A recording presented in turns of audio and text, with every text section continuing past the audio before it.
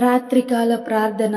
ప్రేమ నమ్మకమైన అత్యున్నత సింహాసనంపై ఆసీనుడవైన గొప్ప దేవా, మహోన్నతుడా, మహాగణుడా, ఆశ్చర్య కార్యములు చేయువాడా, స్తోత్రాలు చెల్లిస్తున్నాను దేవా, వందనాలు చెల్లిస్తున్నాను యేసయ్యా.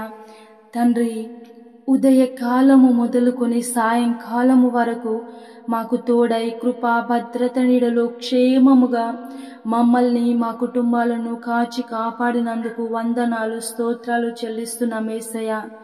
గొప్ప దేవ, అద్భుతకరుడా, నిరంతరము మమ్మును నీ కృప దక్షిణ హస్తపు నీడలో కాచి కాపాడుతూ నడిపించే దేవుడవుగా మాకున్నందుకు వందనాలు, స్తోత్రాలు చెల్లిస్తున్నాం తండ్రి.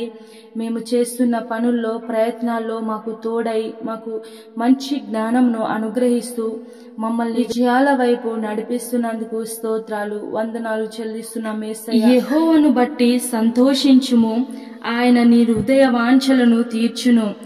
కీర్తనలు 37వ అధ్యాయము 4వ వచనము. అవును దేవా, మేము నిన్ను బట్టి సంతోషించినట్లయితే, నీ వాక్యము ధ్యానించి నీ సన్నిధిలో ప్రార్థించినట్లయితే, తండ్రి హృదయంలో ఉన్న చింతలను, తండ్రి మా జీవితంలో ఉన్న చీకటిని తొలగించి సంతోషమును నింపగలిగిన గొప్ప దేవుడవుగా మాకున్నందుకు వందనాలు, స్తోత్రాలు చెల్లిస్తున్నాం యేసయ్యా.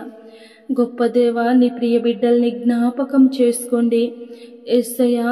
ఎవరెవరు ఏ ఏ అవసరతలో అక్రతలో ఉన్నారో సమస్తము నీకు తెలుసు గనుక యేసయ్యా, వారు కలిగి ఉన్న ప్రతి ఇబ్బంది, ఇరుకు నుండి విడిపించండి, నడిపించండి తండ్రి. దేవా, అనారోగ్యంతో బాధపడుచున్న వారిని ముట్టండి, స్వస్థపరచండి. ఆర్థిక ఇబ్బందుల్లో ఉన్న వారిని లేవనెత్తండి. అప్పు బాధల్లో కూరుకుపోయిన వారిని అప్పు బాధల నుంచి విడిపించి తోడై నడిపించమని తండ్రి యేసయ్యా. ప్రార్థనలు ఏకీభవించిన ప్రతి ఒక్క కుటుంబాన్ని జ్ఞాపకం చేసుకోండి తండ్రి. వారి ఏ విషయంలో ప్రార్థనలో ఏకీభవించారో దేవా, వారి యొక్క హృదయంను ఎరిగిన గొప్ప దేవుడవు గనుక వారి కుటుంబాలను ఆశీర్వదించండి, దీవించండి, తోడై నడిపించండి తండ్రి. ప్రేమ కలిగిన యేసయ్యా, నీ సేవకులను జ్ఞాపకం చేసుకోండి. వారు చేస్తున్న సేవలో మీరు తోడై ఉండండి.